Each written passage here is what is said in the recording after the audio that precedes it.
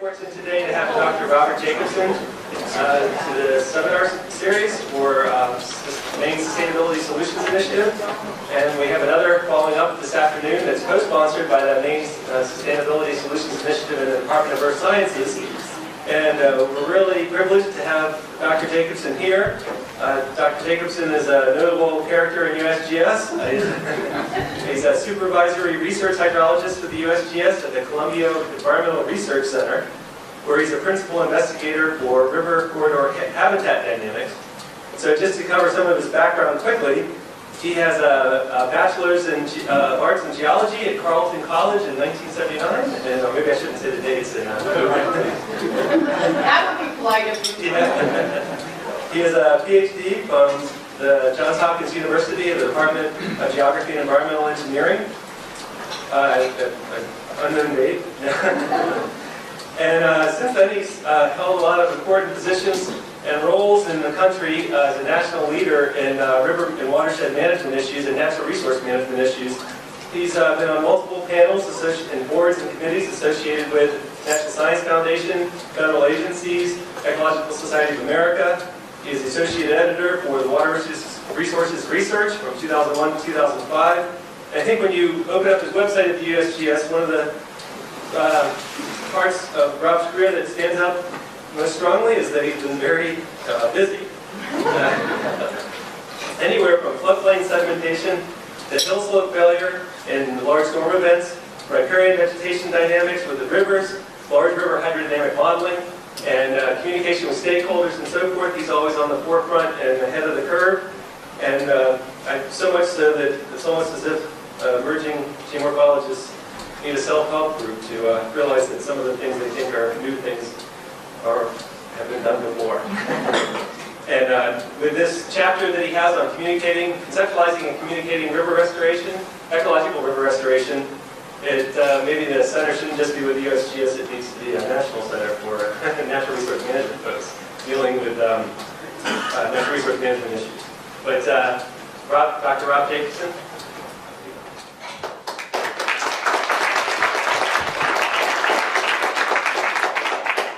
Sean, thank you very much for that introduction. I want to thank the Sustainability Solutions Initiative, Department of Earth Sciences, David Hart, for the invitation to come here and give these talks. I've had a really fascinating and inspiring last couple of days interacting with people here at the University of Maine, people who are part of the Penobscot River Restoration effort. And I hope that this talk is going to have some common ground.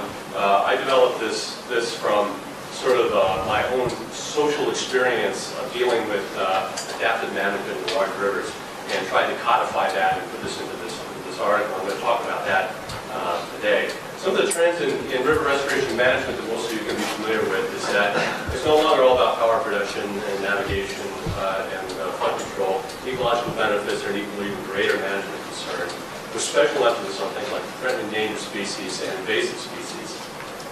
When you get into managing ecological aspects of river system, you have to acknowledge the uncertainties. And as soon as you acknowledge the uncertainties, you almost inevitably end up at the adaptive management paradigm. And then, when you start doing adaptive management paradigm, other people want to get involved, and so it becomes a very collaborative effort. And that becomes the framework that people need to work within. So that results in what I think is pervasive over many different areas of the United States and the world in adaptive management, which is this trend of stakeholder empowerment and democratization. And in turn, what that leads to is broadened roles and interactions with scientists. And that's what this talk is really about. I like to do research on rivers, and my specialty in research is sediment transport, habitat dynamics, and trying to put fish on the map. I also like driving around in boats. I like the technological part involved in putting fish on the map and messing around with hydroacoustic data. But if you're involved in one of these river management efforts, you almost inevitably end up in this sort of habitat, where groups of people from very diverse backgrounds get together who are empowered to make decisions or at least guide river management efforts. This means that scientists are talking to engineers, scientists from different disciplines are talking to scientists from other disciplines. We're all talking to managers of river systems that have disparate views and different missions, and we're talking to the public as well. And so this talk arises out of that experience and the role of scientists in participating in that. Dr. Pilkey had an article where he talked about the roles of scientists that you can read here. The pure scientist, just the facts man, to issue advocates, the honest broker, and all of these are legitimate roles for scientists to have. Although I would note that it's good when you're involved in one of these things to put on one of these hats so that people know where you're coming from. My agency likes to think of ourselves as an honest broker that can help provide unbiased data, salient and relevant data, timely data, these management decisions. And in those management decisions, in those management decision-making venues where the discussions take place, and in the adaptive management processes, there are a variety of different activities that scientists can be involved in. So some scientists are actually involved in doing the science, the monitoring and assessment of performance, interpreting and disseminating knowledge, and also reviewing, integrating, advising from outside. I've arranged these sort of in a continuum from what I'm used to refer to as the inside scientist to the outside scientist. And the importance here is that if you're working on a system, you're often viewed as being somehow compromised. And it's probably because of the filthy lucre, the money that's coming your way to do the science. And then once you're at the table with people, there's an expectation that maybe you're going to promote one kind of science over another because it's part of your science agenda to do that. Then there's the outside scientists, people who don't have a dog in the fight, who are often invited in to be the outside reviewers or outside advisors of the science project. The other sort of fundamental thing I wanted to get across was where I developed these ideas. And so I'm trying to put this up here for those of you from the Northeast, Bostonians' idea of the United States. There might be a Mainer's view of the United States, but I haven't been able to find that. But I come from this and worked in this area of the country that's this big blank area. And if you look at the part there, it says this are Western prairies. And here you'll find cities such as Dayton, Kansas City, Toledo, Helena, Tulsa, Indianapolis, Milwaukee, and other such cities. In reality, the Midwest looks more like this, or at least in my reality, it looks more like this. And these are the river systems that I've worked on and where I developed some of these ideas. So here's the upper Mississippi system, the Missouri River Basin here above St. Louis, and then the Platte River Basin here. And the programs I've worked on have been focused mainly on restoration activities in the main stem of these rivers. No entity tries to restore a watershed at this scale. These are large watersheds and large rivers.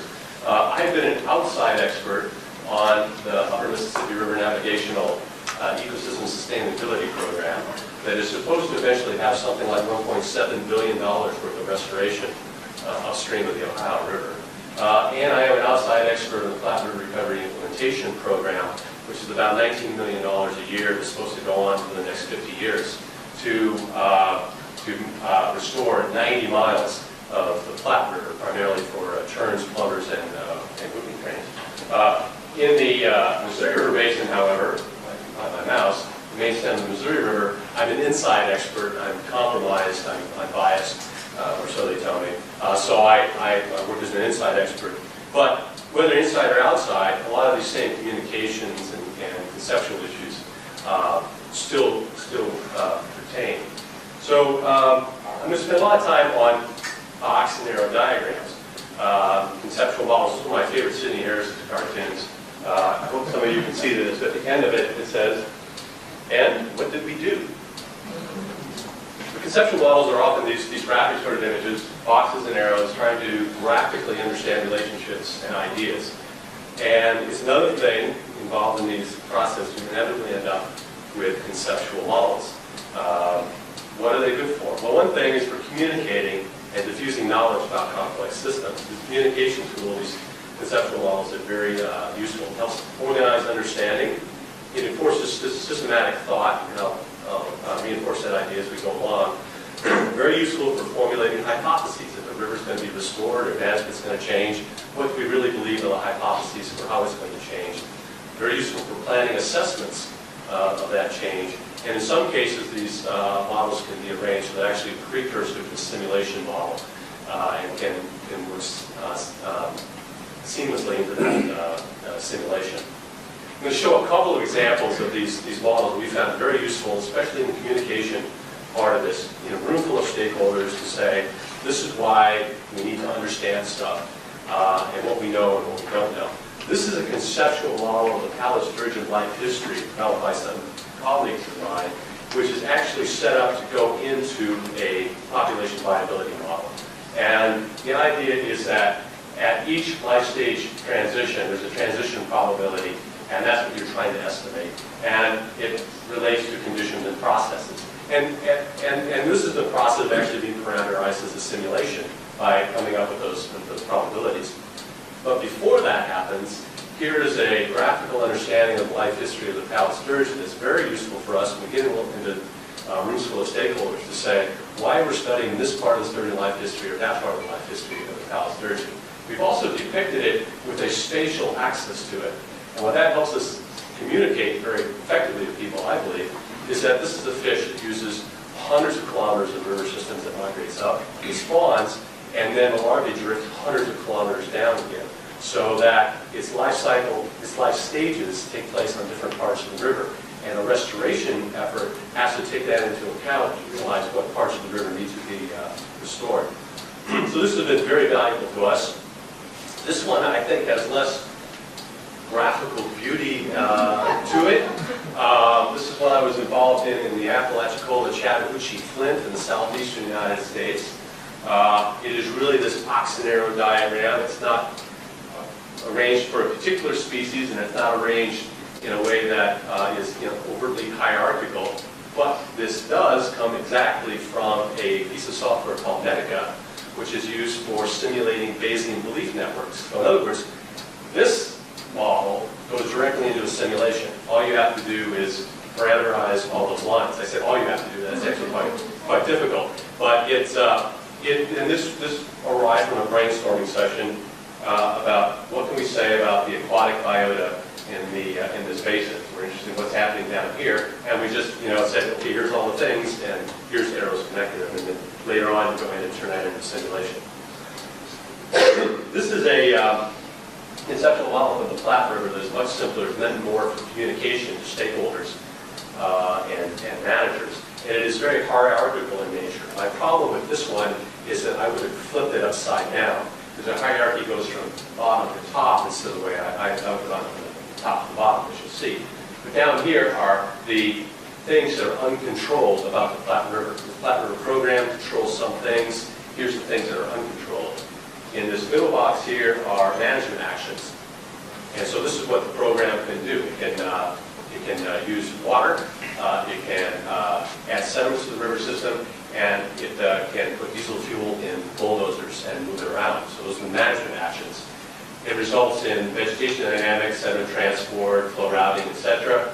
And then it has a biological response related to riparian vegetation, channel morphology. Really, we're talking about sandbars, terns and plovers nest on.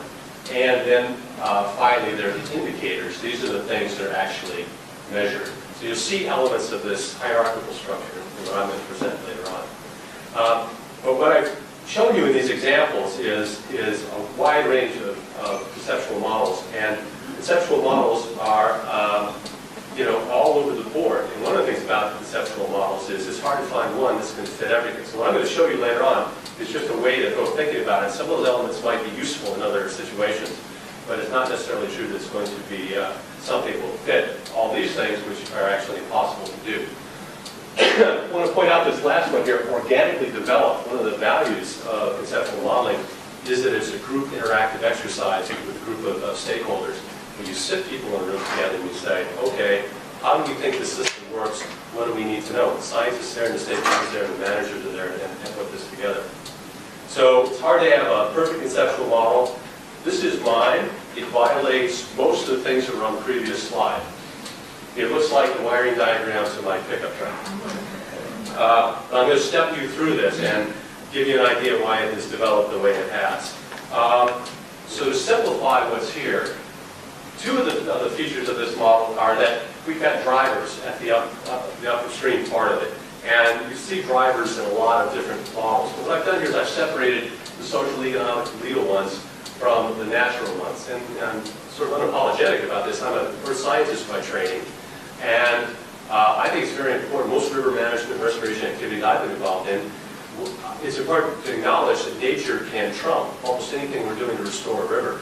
You can have a tsunami, you can have a volcanic eruption, you can have big floods like we had in 2011 on the Missouri River, you can have Hurricane Irene. Those things will undo almost everything you've worked for. And so a lot of emphasis on those natural drivers as being the system within which restoration and management takes place. There's a governance area here I'll go into in a minute. A management action. Management actions propagate through the riverine ecosystem. Their performance measures, assessment goes back to governance. This is a classic adaptive management loop here. So to go into a little bit more detail, you have up here the social economic drivers. There's also some unplanned resource use. And what I mean by that, for example, we're planning floodplain wetland restoration on the Missouri River, and suddenly there's an explosion in biofuels production. And the price of corn goes from $4 a bushel to $8 a bushel. And suddenly all the plans about converting land from cropland into wetlands fall apart. And that happens outside the planning process. This is the governance area here. And governance, I conceive of this as a three-way interaction between managers, that's the groups actually twist the knobs or drive the bulldozers, stakeholders, and there's a lot of debate about who's a stakeholder and who's not. On the Missouri River, I would say that the Fish and Wildlife Service is a stakeholder. The Fish and Wildlife Service said no, they're a manager. Certainly the Corps of Engineers is a manager on our river system. So there's a little bit of debate in there, but conceptually that's okay. It keeps some of that debate. And then we have scientists in the corner here. This is scientists acting as independent, honest broker scientists. But again, because they're inside the system, you see I've shown these little dollar symbols here, so they're sort of compromised. You generally have another layer of science review that's outside of that. But it's this interaction that comes up with the objectives,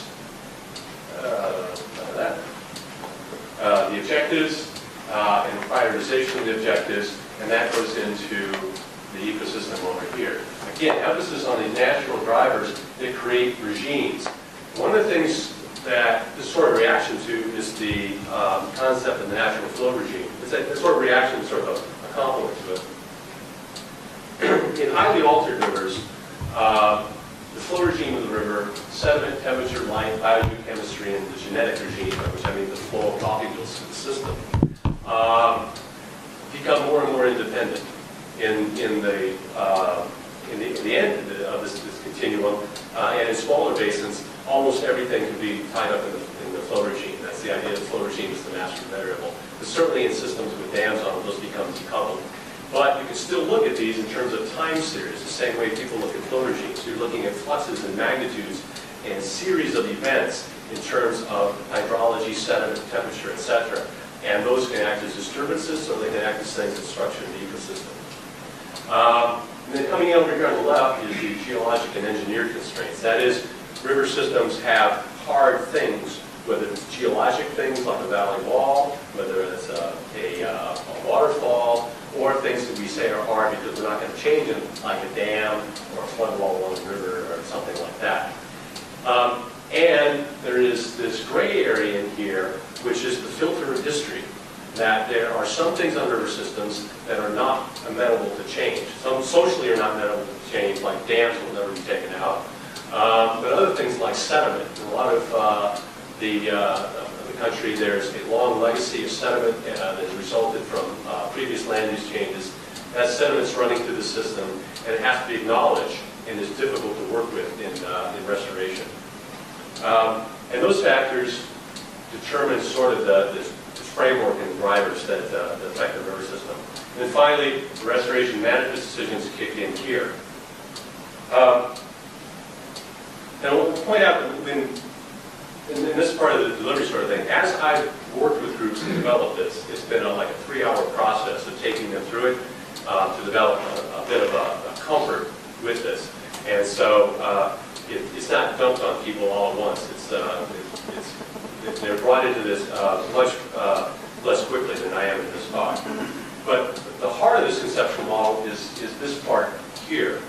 And And it's based on these things that are called essential ecosystem characteristics that were first developed in conceptual modeling in the Florida Evergreen Plains. And there's a nice paper by Harwell and others.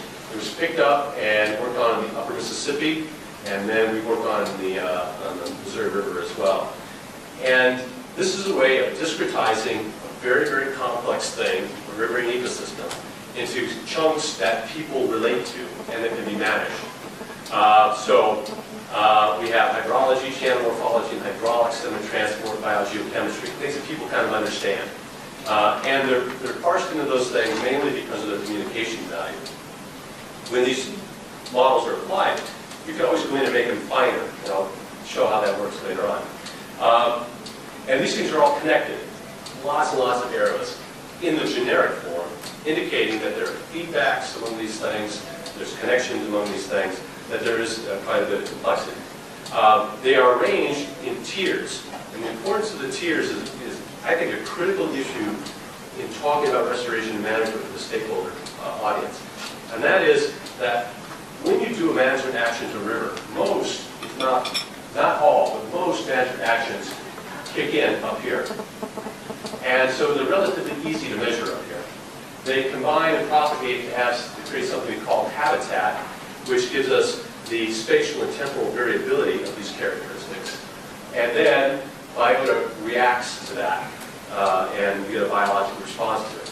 Now, biologists in the audience will all, at this point, we say, no. The biota box is way too small, and I acknowledge that. This is sort of management-oriented, and the nice thing about this is you can make this, you can put many dimensions into this, and you can put many more boxes down there to understand the biota. Another factor here is that we call this the natural side, but in this general diagram, we also have the social-economic side. And that's because in almost any of these management restoration activities, at some point, there has to be a reconciliation between the costs of doing something, the traditional costs, perceived costs that might be lost, like power generation lost, or the dam removal, or flood control value that's lost, and what's being gained over here in terms of habitat and biota. And in some cases, the whole thing can be considered ecosystem services, but in many cases, these are split apart. Okay, so over here we have the traditional benefits of say, navigation, and over here we have species diversity.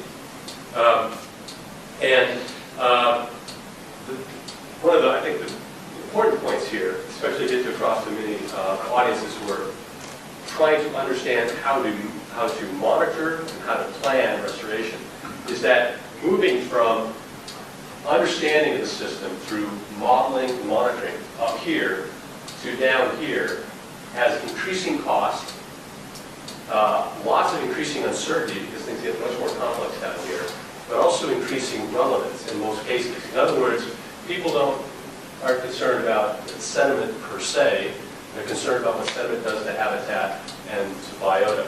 And so the decision process is often how to diversify the portfolio of investment in understanding the system and in monitoring the system. How much is invested up here, which in some cases is a slam dunk and pretty easy. For example, if you're changing the hydrograph on the river system, you can just measure it up here and say, yep, we did it. Versus, did that hydrograph actually change the habitat and did the fish actually respond to it, which becomes much more complex and expensive. The other thing is the dichotomy between the socioeconomic valuation and over here on the natural side. So for example, when we work on the Missouri River, we talk about changing dam operations, we can tell you within a penny what that means in terms of reduced hydropower revenue. But for that same change, we're not so good at saying whether it's going to be successful in any evaluation for how the ecosystem is going to respond. And that's just a generic thing that people need to recognize.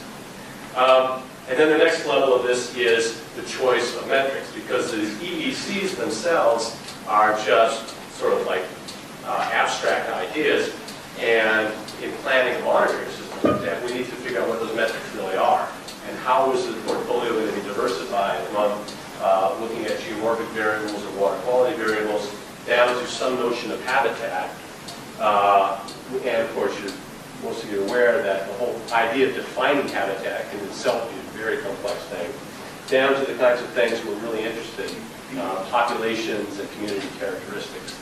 And then on the other side, these things are much easier to measure. That's what I mean about being much more precise.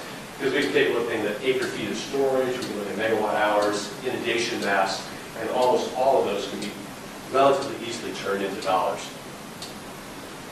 And then that information comes out. I'm just going to complete the loop here. And we end up saying, okay, so we've measured those things. How do we know if the system's been successful enough? And this is relating these values to reference conditions and success criteria.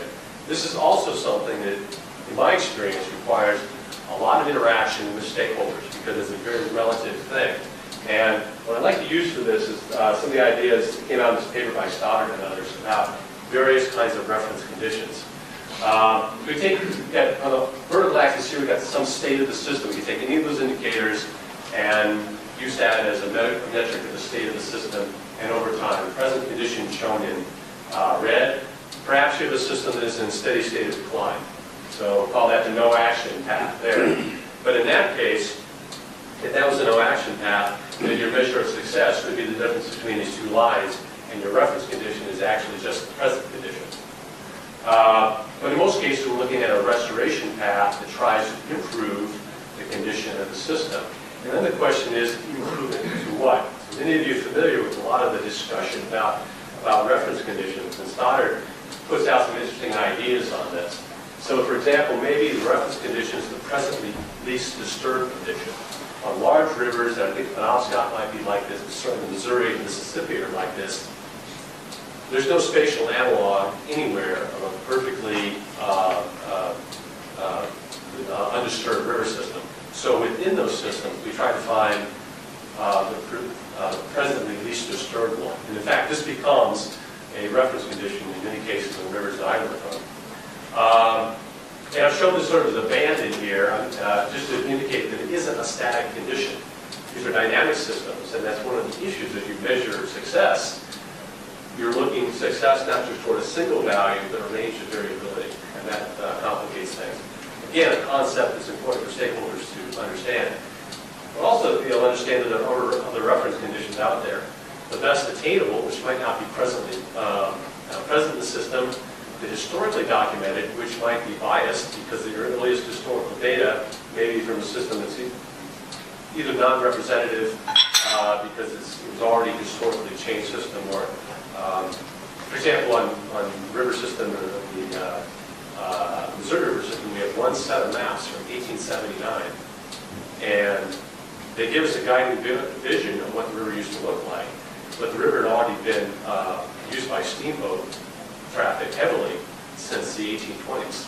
So there's been a lot of riparian vegetation removed, a lot of snags removed from the river, and there had been some historical floods in the 1870s that, according to some accounts, totally re-engineered the channel. So we have this one set of maps that's very useful to look at and very, very compelling, but it is just a snapshot in time of a dynamic system.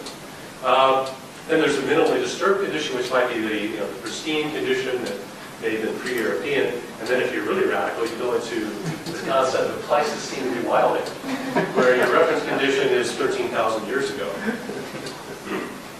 But on large, multi-use river systems, we're almost always talking about something that's down here in the presently least disturbed or best attainable range, which itself is determined by the stakeholder, saying, this is what we can afford, this is what we think, this is where we want that balance between natural ecosystem functions and processes and the socioeconomic values to be. And then that feeds back into the governance system. I'm going to show a couple of examples of how this has been applied. I think it might make it a little bit more real. A lot of the work that we do is based on understanding the species on the right here, which is pallid sturgeon. This is the shovel-nosed sturgeon over here. It's they actually hybridize. They look a lot alike. Well, actually, interestingly, the shovel-nosed sturgeon was just listed under the Endangered Species Act. There are lots of them out there, but they were listed under the Endangered Species Act under similarity of appearance to the pallid sturgeon, so that commercial fishermen would not put the pallid sturgeon at risk. This is what they look like when they're small, this is what they look like when they're big. Not exactly charismatic megafauna, but they're pretty close to it. And one of the reasons they're not as charismatic as they might be is they're benthic fish. They live in highly turbid rivers. You don't see many of them, and they're also very rare. A lot of discussion, and I'll talk about this some more this afternoon, on the Missouri River, is about restoring what is referred to euphemistically as shallow water habitat. And what I'm showing here in this, this animation, in this yellowish golden color here, is the distribution of shallow water habitat as it varies with discharge, just to give a sense of what we're talking about here. And the logic for shallow water habitat, I'll expand on this afternoon, but it's basically replacing some of the range of depth and velocity that was removed by channelization, and is thought to be very important for a variety of ecosystem functions, including refugia for marble palate sturgeon, food supply for adults and juveniles, and habitat for crayfish for the palate sturgeon. So there's been a lot of emphasis, maybe too much emphasis, but a lot of emphasis on this one category of habitat in the system. And as you can tell, there's not a lot in the system now. It's maximized at the lowest discharges, and then under most discharges, like the typical navigation discharges, there isn't much of that habitat available. The Corps of Engineers has gone to great lengths and done some pretty wild things to try to create more of this habitat. This really is an outlier, but I like to put it up there just because it is so out of step with even the most engineering-oriented view of natural channel design. This is obviously not it. And this was a short-term effort. The Corps was under a court order to create so many acres of the shallow water habitat by a particular date, and with the collaboration of the Missouri Department of Conservation, who owns this land over here, they created these features. So you see that there's been a tremendous amount of dirt moved, and I'm talking to the range of $10 to $12 billion a year to create these kinds of features. Lots of side channel chutes to create channel complexity. Some of these are, quite large features. This is one of those side channel chutes that has been arguably most successful in the Missouri River restoration, mostly because it was done semi-naturally. This was before the Corps of Engineers got involved. There was a big flood in 1993. There was a big levee breakup here, and so this was carved by the river under uncontrolled conditions. This is a sandbar complex here that is part of the restoration activity, and there's more of it down here that I'll show in a minute. This is an aerial photo of higher discharge.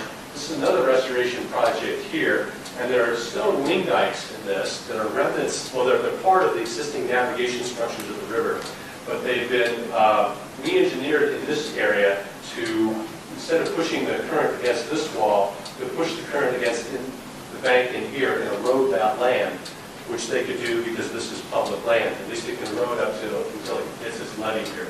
So another restoration project is this widening of the channel to create that shallow water habitat.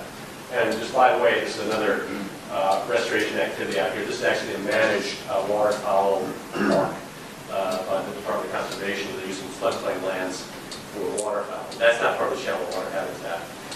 Here's another shallow water habitat effort here, a big sandbar complex, and another side channel chute. Lots of dirt's been moved around, lots of money has been spent. An issue came up about 3 years ago from the point of view of water quality and sediment. The Missouri Clean Water Commission said, stop. You can't keep creating all that shallow water habitat. You're putting sediment into the river. EPA tells us that sediment is the #1 pollutant. How can the Corps of Engineers, the federal government, give itself permits to put sediment into the water when nobody else in the state can put sediment in the water? And they actually would not approve permits. The Corps of Engineers went to court, a lot of high-level discussion all the way up to Secretary of Army, Secretary of Interior. They convened the National Research Council to look at this, and they published this report in 2011. I'm going to just read a couple of things from here. What this group said is that the sediment's not a problem in itself. That's a tempest in a teapot. But the Corps hasn't done a very good job of figuring out what these shallow water habitat areas do. We don't think there's a cost involved with it in terms of what the sediment does. well, we don't see that you've demonstrated the benefits. There's only been limited strategic guidance, and this whole thing has been part of the long-term adaptive management program. They need to have a sustained commitment of resources to monitoring science programs, more stakeholder participation and discussions, and expert input and advice.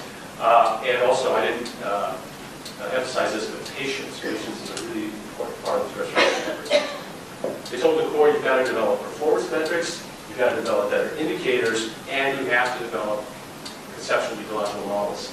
They said what you're doing is about conceptual ecological models. The committee was a little bit behind the times because the Corps had conceptual ecological models in the process of working on it. And some of this discussion relates to what I have been doing as an inside scientist, working with the Corps of Engineers for these conceptual ecological models. And this is how we implemented it using the framework I just showed you. And in a stakeholder setting, you might start out this way. You have a blank, essentially a blank screen, but you have these EECs already defined. And what that does is it provides a little bit of structure for people to think about how the system works, but it doesn't impose too much structure. And that's sort of the balance there. You know, interpersonal dynamics and human dynamics have part of this as well, but it's to provide a little bit of structure so the conversation can go forward without restricting some of the ideas. And so the hypothesis, the very major hypothesis here, was that by creating shallow water habitat for this objective, for larval and juvenile native fishes, including the sturgeon, we're going to create by working here in channel morphology, which is creating accommodation space in the floodplain. That's creating shallow water habitat, and that will protect these sturgeons, so they're going to be there and they're going to grow. What this structure does, though, is it makes you think, okay, what else is going on? And that's when the group gets together and starts drawing these other arrows, and starts to say, well, you know, we're not sure this will work exactly like we think it's going to. We know that the morphology change here is going to interact with sediment transport, and there could be a feedback in here. So we're not sure that once we create that shallow water habitat, it's going to stay that way. We're going to increase resident time, change the mixing, increase some of the sediment load. This is going to change biochemistry of the system. We know that's going to alter nutrients, temperature, dissolved oxygen, etc. There's a vegetation roughness feedback in here, and a lot of things going on. And what this does, again, this isn't the only conceptual model we use, but it's one that is useful for enforcing the systematic way of looking at the system. What it also did is actually they saw, hey, there might be a win-win area over here, because we're looking at the social economic side. Creating this shallow water habitat also increases flood conveyance. We're essentially de-engineering some of the Missouri River, increasing flood conveyance and possibly decreasing flood risk. And over here we measure those benefits in terms of net revenue from the system. A negative might be that the shallow water habitat areas would decrease sediment transport capacity, navigation channel silt up, and it might affect the navigation. But it could, on the other hand, improve ag production and improve flooding. So down here you have net revenue and litigation costs to be considered. And down here, we've been looking at, do we have growing larval sturgeon? And then we think about, what are we going to measure? And this, again, this is part of the discussion that inevitably we spend the most time on. How are we going to decide how to diversify the monitoring dollars that we have in these different areas in order to do the best job of understanding how well these projects work? And so one argument is, you know what, it's all about giving these sturgeons that would go on monitoring dollars in down here. It either succeeds or doesn't, and this is the ultimate level of success. Another argument is, well, we can actually measure things better up here and cheaper. This is the build it, they will come idea. As long as we've got that habitat there, we'll let the rest of it take care of itself. Another argument is that you really want to have some investment in all of those levels so that you can understand cause and effect. And I would argue in adaptive management where there should be an emphasis on learning, so you can take that information and transfer it to another site.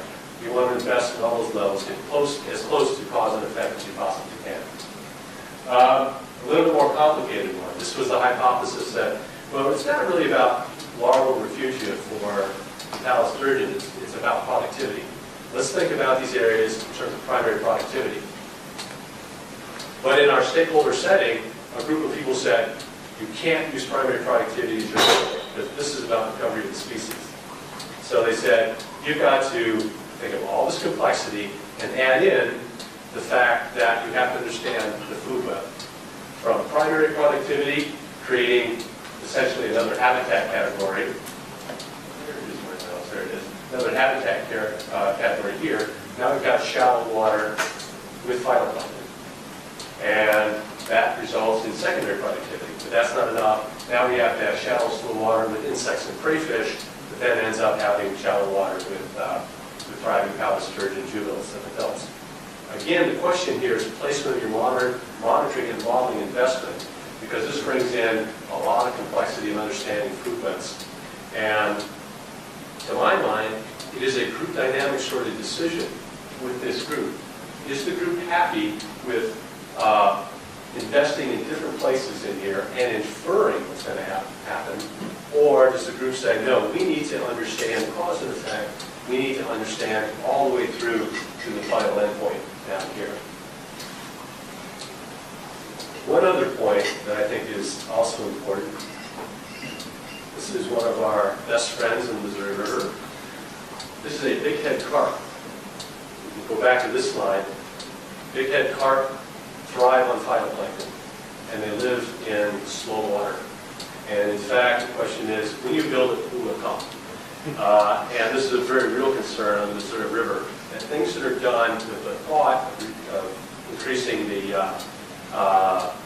chances of survival of these endangered species may in fact have negative effects because of the invasion of Asian carp.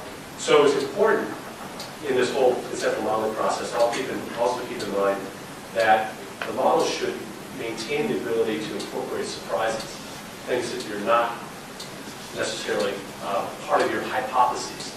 And the classic issue for us has been on the Platte River. The program there is very systematic and very strongly aligned. Here's our area of the river, here's what we think is going to happen. Here's how we're going to invest our money. But if the terms of plumbers have a bad winter in Texas, no matter what they do in Nebraska, it's not going to make any difference at all. And we've tried to tell them, you have to expand your field of view to look at their overwintering grounds, as well as the nesting areas that you're providing, so that you're prepared for those surprises. You have to think about how much investment is the Platte River program going to put into understanding what's happening in Texas. And so that's, again, backing off a little bit here to be ready for those surprises. And this is where the bigger view of the conceptual model helps you understand that stuff can happen up here that will overwhelm what you do down here. So anyway, to wrap this up, my view of the conceptual ecological models and how they interact with these stakeholder settings, I think it's very useful to, and I'm not saying that this is the model everybody should use by any means, but I think it has some features in it that are useful. Separation of the natural and the socioeconomic sides, so that the restoration people will go down one road without acknowledging what's happening with socioeconomic and conventional values. Looking at the natural system in terms of time series, fluxes, changes in magnitude, frequency, duration, time, and rate of change, which are those things that are moving through a river system that are affecting and acting as disturbances and creating habitat. It's really important just to know your river really well, know what those hard constraints are and why the river's in a different place, and also understanding the history, especially those lags, those things that can continue to be factors in how well the river operates. The comprehensive structure of these ECs that I've shown is put together in a group setting, interactive setting, to stimulate questions and hypotheses, so that people have, they connect the dots and think about what else might be going on, so they're prepared for surprises. In the hierarchical structure, I think helps enforce this idea that inevitably you end up needing to look at the costs and the benefits of investment in those different hierarchies and how that's going to be diversified. And finally, there's that parallel pathway between the natural and the socioeconomic trade-offs. So, a shameless advertisement. This article is, what I've been talking about is mainly in an article that's in this book. Sean Smith also did a very nice article in that book. It's really dense. I didn't realize how heavy it is. Published by the American Geophysical Union, and it's called Stream Restoration, Dynamic Fluvial Environments. I think there's a lot of really good information in there for a wide range of people who are involved in river restoration. Well, thank you very much for your time, and I'd be happy to sit around and answer some questions if you all have. So we've got 10 to 15 minutes for questions, and then this afternoon after a second talk, there'll be a lot of time for questions if you have them as well. So.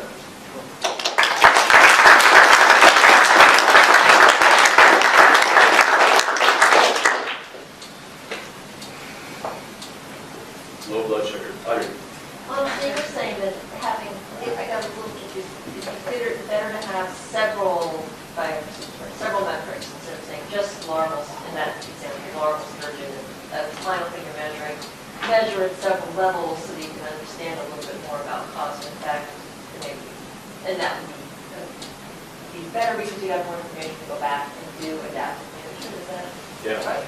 And this is where, as a scientist working in the system, like on the Missouri system, I'll go to the table and I'll say, I think we need to understand cause and effect.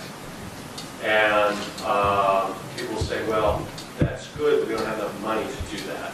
We really just want to find out whether it's successful or not.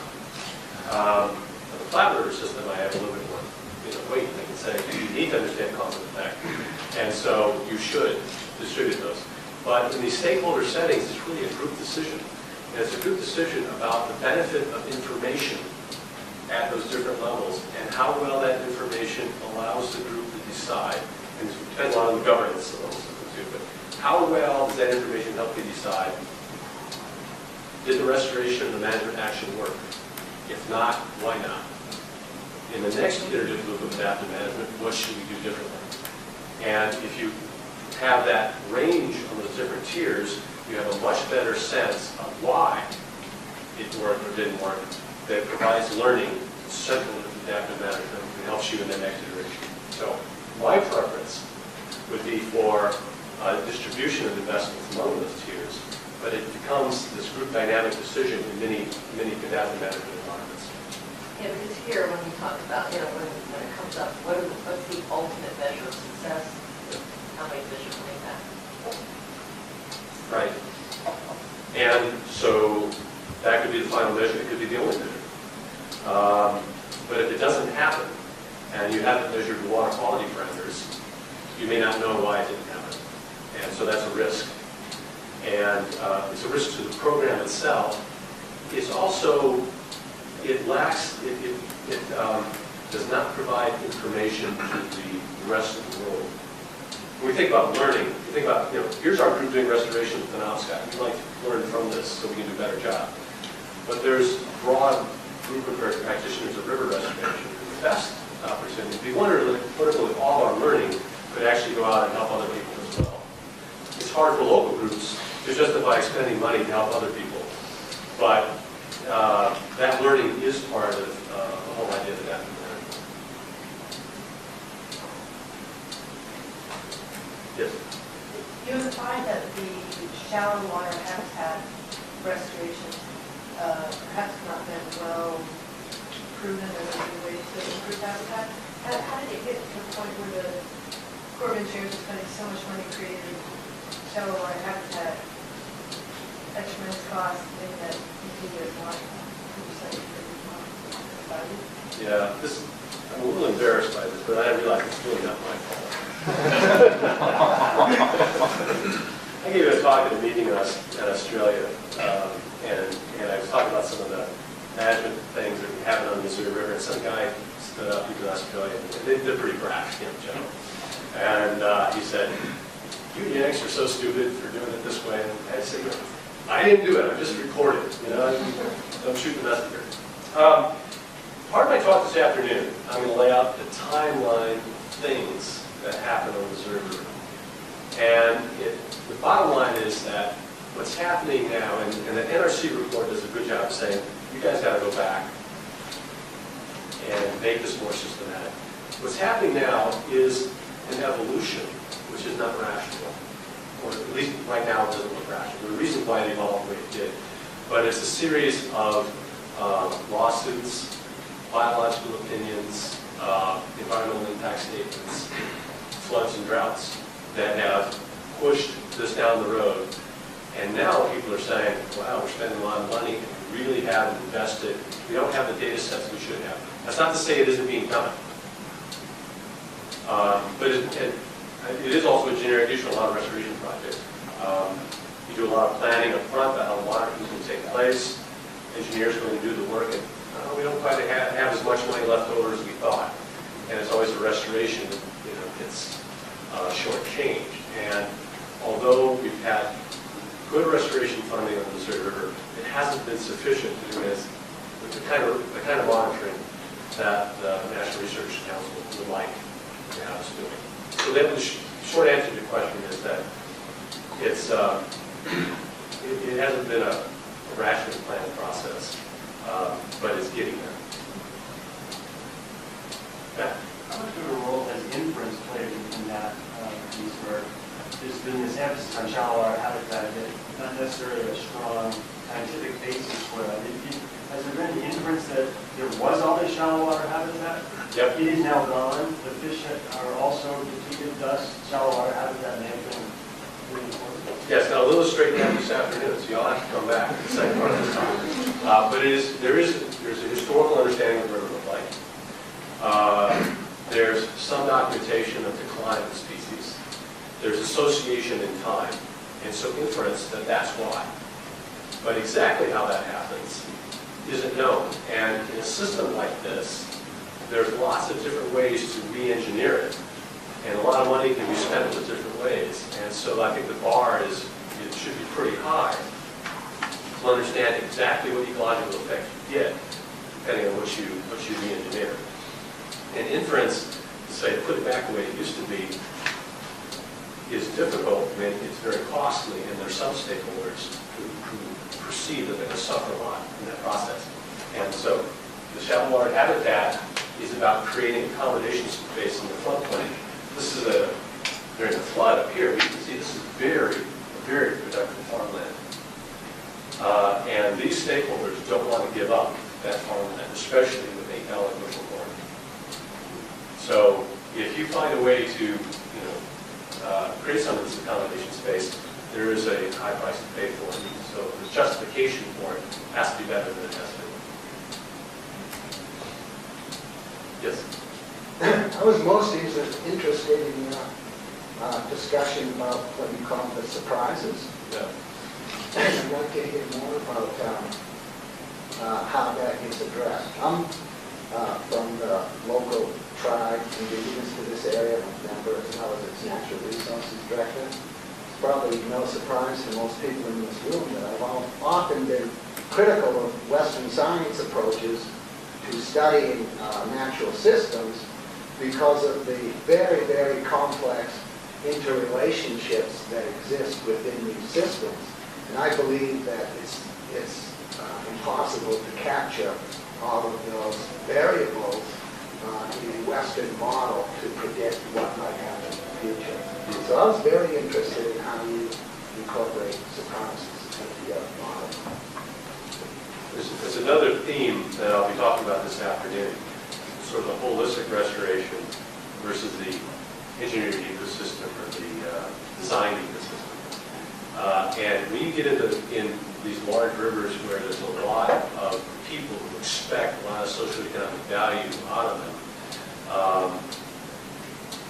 taking man out of that picture and returning it to a natural state is very difficult to justify. It's we tend to go in the direction that we're going to engineer pieces of this and try to get this system to work better, but not return it to the way it used to be. And there's a certain hubris involved in that, as you know, that you think you can do it better, or at least good enough to make it work. And these surprises, I think, help to keep us humble.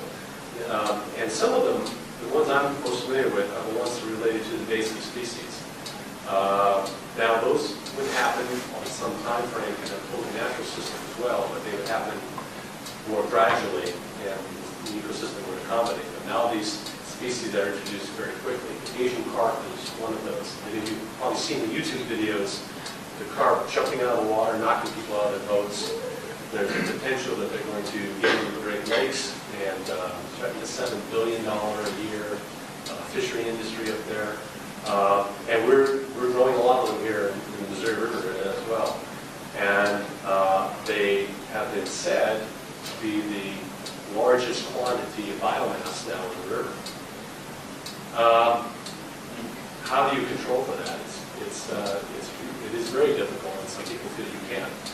Another example of a surprise like that is on the Platte River. And if you can imagine, the Platte River, on the Platte River, creation of sandbars is what we're trying to do, return flow testing. And you could do it naturally with water, or you can do it with diesel fuel and bulldozers. And when I first started working on the class, diesel fuel was really expensive, right? And they said, no, not as expensive as water. This is a Western River thing, okay? Water is very, very dear there.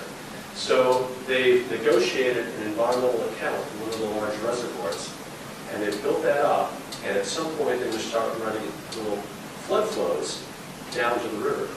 But to get from the reservoir down to the river, it has to go through a canal. The canal has become totally clogged with Phragmites, another invasive species. They can't move the water down through there anymore. And this species is so aggressive that you have to hit it with very, very strong chemicals. You can't burn it, you can't chop it down, it just continues to thrive. You have to do it with very strong chemicals. What's the alternative? Yeah, it's hard to think of one. So it's going to keep a lot of engineers and ecologists employed. That's true. Well, thanks very much. Oh, go ahead, Dave. I just want to take John's point a little farther and ask about surprises kind of on the social side of the balance sheets. You mentioned the changes that have favored the production of corn or ethanol. And there are probably a lot more of those out there in our future that are going to be hard to anticipate the result from economic crises or political battles that have potentially just as much influence on this system. Do you have any sense of how well prepared, you sort of said, pretty hard to think about the surprises associated with invasive species. Are those just as hard to deal with? Yeah, and I guess I would point out this area up here, the social, economic, and legal sort of drivers. Our big surprise this last year started off over here. The Great Flood of 2011, in some parts of the basin, it was an over 500-year event. It flooded areas that had never been flooded before. It flooded million-dollar houses. Yes, we have million-dollar houses on the Missouri River that were built on the floodplain because they were just downstream from the dams. And people thought for 60 years they were home free. Those people immediately called their congressman. And as I'll show you this afternoon, it had a big effect on things. Those, there's economic, like funding sorts of things, and political surprises that are also part of the mix. And some things you can prepare for and some things you can't. But at least when you have my perception would be that if you have sort of like this world view, you're not going to forget about it. You know that that's out there and can happen. Sean. Related to that, is the regulatory programs end up in the same segue from natural drivers to social, economic, legal drivers? I would put the regulatory stuff over here, and it's actuated in here where the managers and some of the stakeholders are enforcing the regulations in their programs in this governance area. So this is where the Endangered Species Act, Clean Water Act, become part of the negotiation. Well, we'll reconvene here. Oh, go ahead, Thomas. I just wanted to ask a quick question about, back to your slide that talked about basically the different goals you could have for restoration, different ways to set the endpoints. Right. Based on best attainable, minimally disturbed. You indicated that was sort of the zone that you were shooting for. When you're shooting for that zone, which side of that is most likely to result in a successful restoration? Yeah, being that it's, well, I mean, which of these? Well, I mean, from between best attainable and presently least disturbed, is there one that's more likely to result in successful restoration? Because it seems like best attainable might be more susceptible to the surprises that have been discussed, and the presently least disturbed seems like it may be setting a more tangible endpoint based on current conditions. Yeah, that's a really good point. At least you can measure this, it's there. And so in that process, you can say, this is how this functions. When you try to push it past that, you may not know. So what's happening now on these systems is they're still trying to create things that don't yet really exist. Probably a scale issue, though. They exist in some places, but maybe not, large areas of them. So we're somewhere in between there. But I agree with your premise that in terms of information content and whether success is being able to demonstrate success, this is more likely down here. We'll have to stop there, but we'll be reconvening at 3 p.m. here. And if you're on the schedule to be walking up with Rob to the library, just meet over here right now. And otherwise, great round of applause.